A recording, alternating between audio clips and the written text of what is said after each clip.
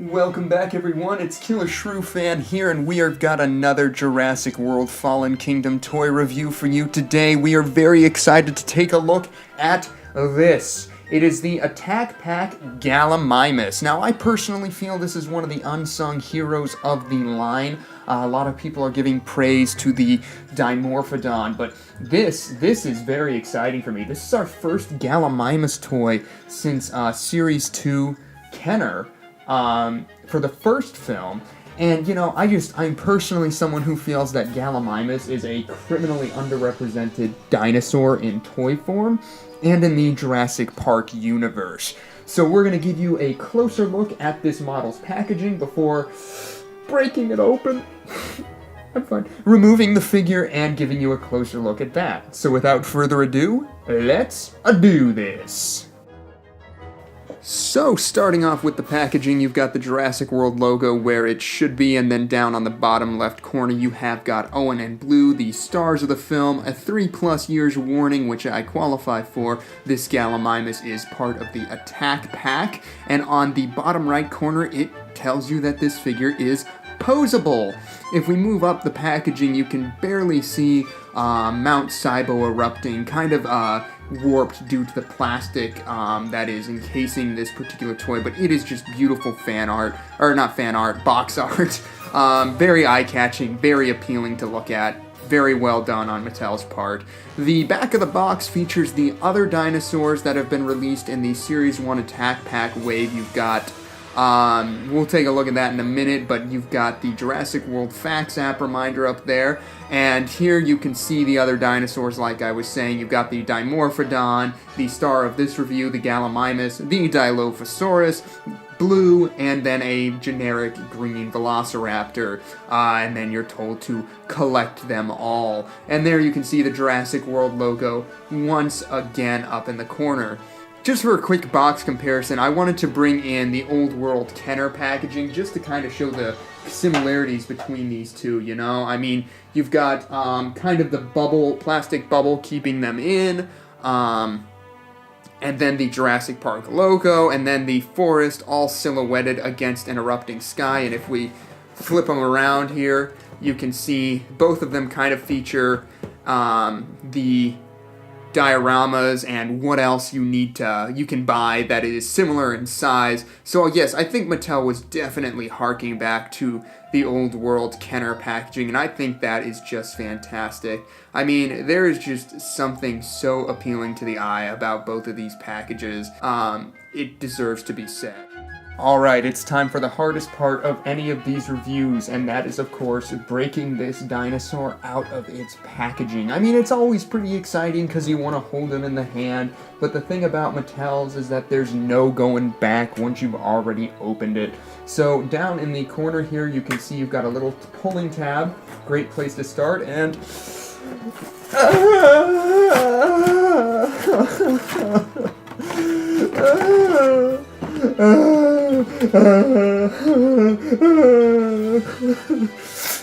I'm okay. I am okay. And as you can see, there's two pieces involved here. You've got one back piece that kind of holds him in, and then the front guard piece that features Owen and Blue. And here's the Gallimimus itself. I don't even want this anymore. I need a minute.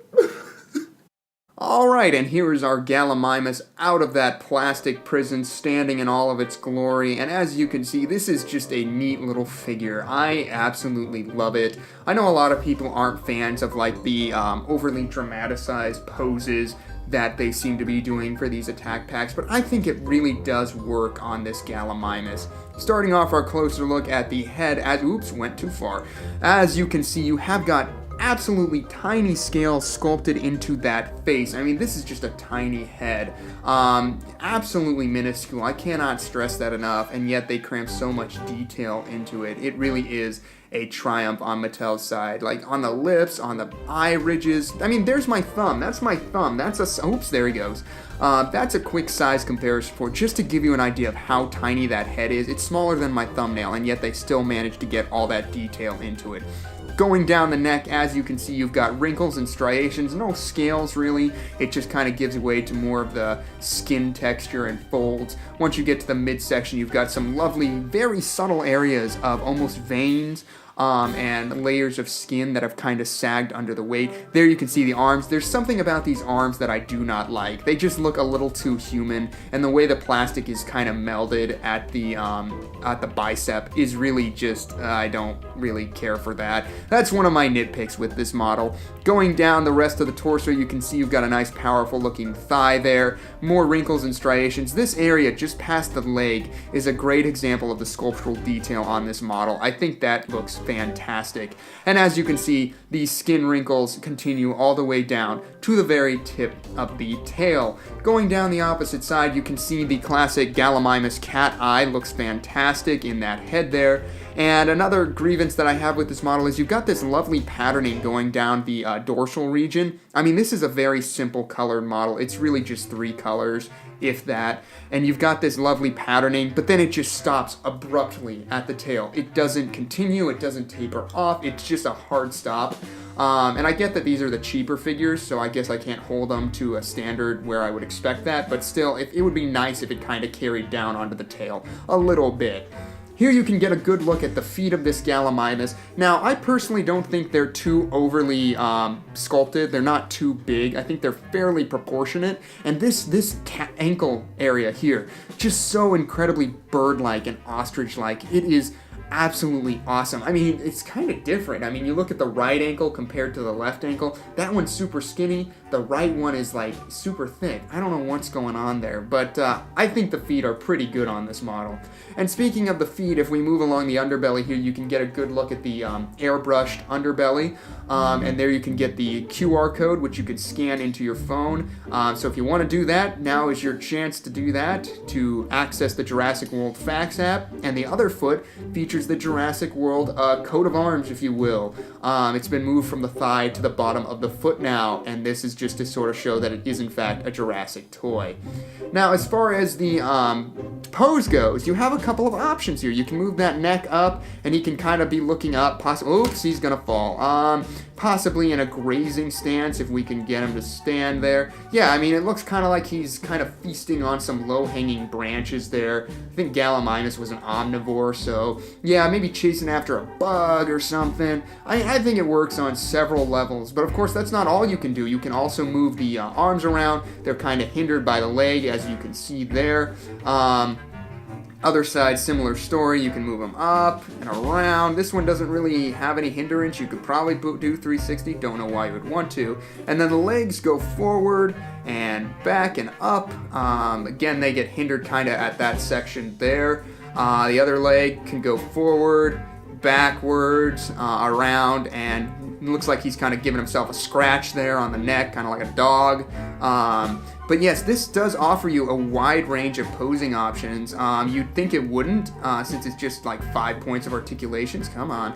But it actually gives you a lot of options with the posing, and we're gonna demonstrate some for you here real quick. So if you have that head kind of lowered, it's almost like it's in a jogging stance, as if it is running forward rapidly, trying to evade a predator. You can also have him sort of crouch down as if he's getting a drink from a watering hole. And this right here might be my favorite pose.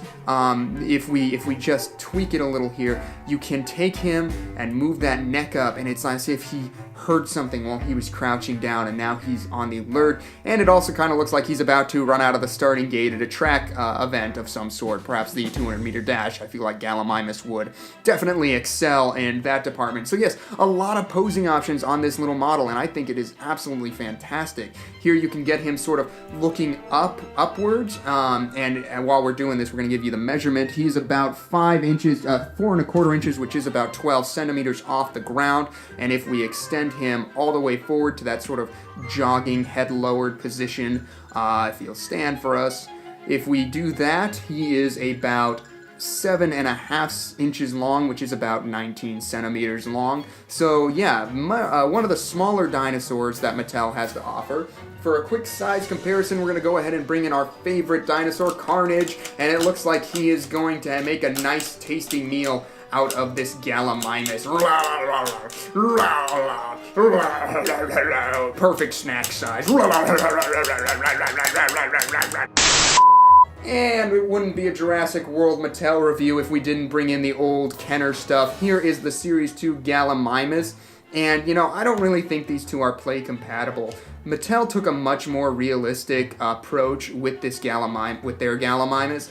But the Kenner one is a little bigger, as you can see, so if you did want to have them together, the Mattel one could maybe be like a juvenile of some sort, and the Kenner one could be like a daddy because of his blue stripings and, you know, vibrant color scheme. Yeah, there's something that's a little... The Mattel one is so much more accurate to what we see in the movie, but that being said, the Kenner one seems more appealing in terms of like I don't know, it's just more eye-catching, more standout, we'll put it that way. It feels more like a toy than what Mattel did. Yeah, so that's kind of a tough choice.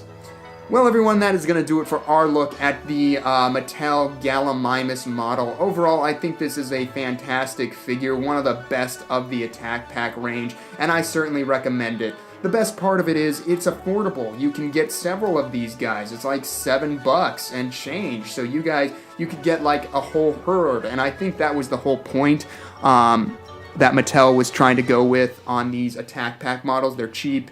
They're small, you can get a bunch of them, and I think that is fantastic. Now, if you ask me, do I say Kenner or Mattel did it better? That's a tricky one. Mattel certainly has the more realistic sculpt, but I feel as if Kenner had the more eye-catching appearance and the better play features. It felt more like a toy. I think I'm going to go ahead and give this one to Kenner, and maybe it's just that classic vibe playing into it.